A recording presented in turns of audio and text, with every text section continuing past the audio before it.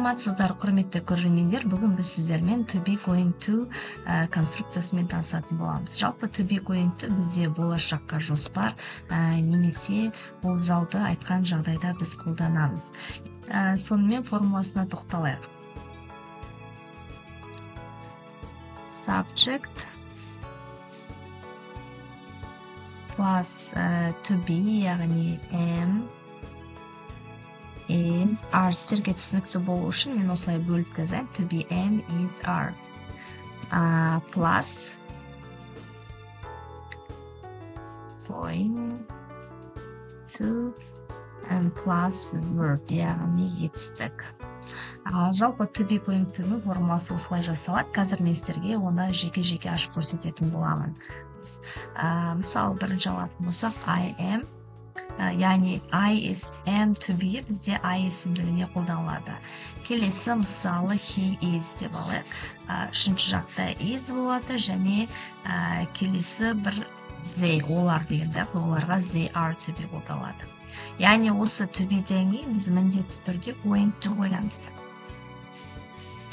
Going to and the plus verb. Мысалы кез келген бір етістікті алайық, swim. Мысалы, мен жүзейін деп жатырмын, или жүзуге барайын деп жатырмын. Going to деген бір нәрсе болашақта істе, орысша айтатын болса, собираться дейді. То есть, собираться что-то делать дейді. Мысалы, бір нәрсе істейін деп жатырмын дейміз қазақ тілінде. Кетті ендеше толығырақ қазір мен сіздерге мысалдармен көрсетейін, қалайдан жалпы жасалады.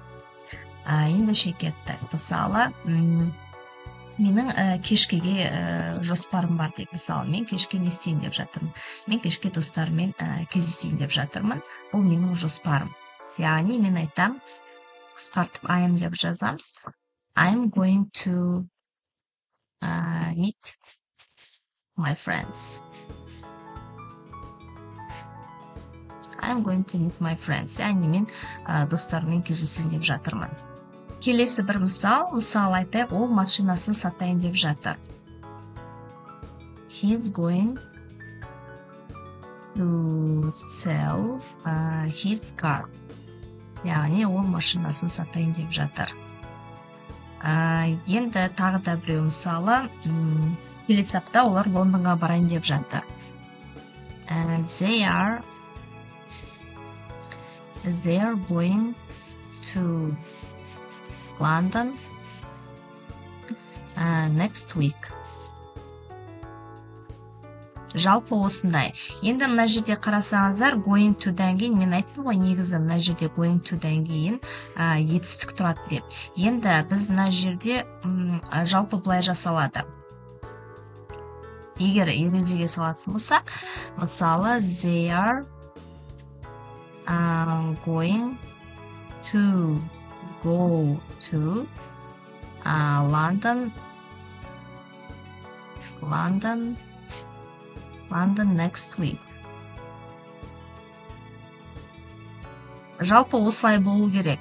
Бірақ мына жерде going to go болып тұрғандықтан, бұлай айтсақ та дұрыс болады. Негізі көп жағдайда now go-ды бізде алып тастайды. Сонда бізде they are going to London next week. Қайта they are going to go to London дегеннен гөрі they are going to London деп go-ды айтпай-ақ қойымызға да болады. Келесі кеттік. Арғарай мысалы болымсызға қойық, бір сөйлем, болымсыз есіраулы сөйлем қойық. Мысалы айтайық, біз таңғы ас ішейін деп жатқан жоқпыз, себебі біздің қарнымыз аш емес. We aren't going to have breakfast. We aren't going to have breakfast this morning deyік. Бүгін таңертең да осы таңертең немесе қазақша аударатын болсақ this morning. Яғни таңертең біз таңғы асын ішейін деп жатқан жоқпыз, себебі біз қарнымыз аш емес. We aren't hungry. Осындай. Жалпы байқағандарыңыздай болымсыз сөйлем бізде мынау тұрған to be, am, is, are осы үш to be-ға нот жалғану арқылы жасалынады. Мысалы, мына жерде тұрады. We aren't going to have breakfast this morning. Біз таңертең таңғы ас ішейін деп жатқан жоқпыз. Енді тағы да бір мысал берейін, бірақ оны сұраулыға қояйық. Мысалы қояйық, сен Маркты вечеринкаға шақырайын деп жатсың ба? Are you going to invite Mark to your party? Are you going to invite Mark to your party? Сен вечеринкаға Маркты шақырайын деп жатсың ба? Яғни сұраққа айналдырған жағдайда мынау тұрған to be, мынау am, is, are to be-лері бастауыштың, мынау тұрған subject деп тұр ғой, бастауыштың алдына шығады. Сол кезде бізде сөйлем сұраққа айналады. Are you going to invite Mark to your party? Мысалы, егер сіз я, мен шақырамын дейтін болсаңыз, сіз жауап бересіз yes, I am. Яғни to be мен қойылып тұрғандықтан сіз to be мен жауап бересіз. Ал егер жоқ шақырмайын дейтін болсаңыз, сіз айтасыз no, I'm not. Болды. Жалпы осылай жасалады. Негізі қиын конструкция емес, оңай конструкциялардың бірі. Яғни бұл сөйлемдердің бәрі жоспар. Яғни мен сіздерге жаңа басында айттым, to be going to бізде жоспарды айтқан жағдайда қолданамыз, болашаққа жоспар, немесе болжауды айтқан кезде қолданамыз. Келесі біз сіздерге мына жерде жоспар болса, енді келесі мен сіздерге болжауға қатысты мысалдар береді. Жалпы жасалу жолы дәл осындай, ешқандай өзгеріссіз, бірақ та біз болжамды ретінде пайдаланамыз. Кетті, яғни мысалға тоқталайық. Мысал айтайық, аспанға қара. Look at the sky. Look at the sky. Аспанға қара. Ол қандай болып тұр? Мысалы, жаңбыр жауайын деп тұрған сияқты. It's going to rain. Себебі дала қандай болып тұр? Мысалы, бізде далада қап-қара бұлтты болып тұрған жағдайда айтамыз ғой, дала жаңбыр жауайын деп тұрған сияқты. Вот, яғни бұл бізде болжау, себебі жаңбыр жаумауы да мүмкін. Сондай жағдайда айтасыздар it's going to rain. Келесі мысал, сағат 9 болды, мен кешігетін сияқтымын. It's 9 o'clock. It's 9 o'clock. I'm going to be late. Яғни мен кешігетін сияқтымын. Бұл да бізде болжау. Келесі мысалға тоқталайық. Мысал, тағы да бір мысалға тоқталайық. The sun comes out. Яғни күн шықты дейді. The sun comes out. Күн суық болмайтын сияқты. It isn't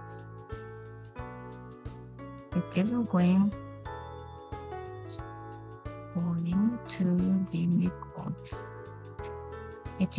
to be cold.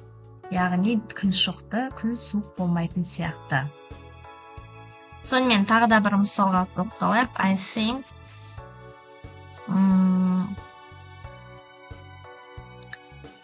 it's going to be foggy. Яғни дала тұманды болатын сияқты. I think it's going to be foggy. Жалпы осындай жағдайда біз қолданамыз. Түсінікті де болды деп ойлаймын. Яғни қолданамыз біз қайда дедім? Мен жаңағын айттым, болашаққа future plan. Мен әлде жақша жазып қояйын. Яғни plan. Болашаққа план деге future plan. Және болжамды айтқан жағдайда future plan and prediction. Болжамды айтқан жағдайда қолданамыз. Prediction. Жалпы осындай сіздерге барлығы түсінікті болды деп ойлаймын. Егер сұрақтарыңыз болса, комментарийға жазып қалдырсаңыздар болады. Мен міндетті түрде қараймын, оқимын және сіздерге жауап беремін. Рахмет, сау болыңыздар.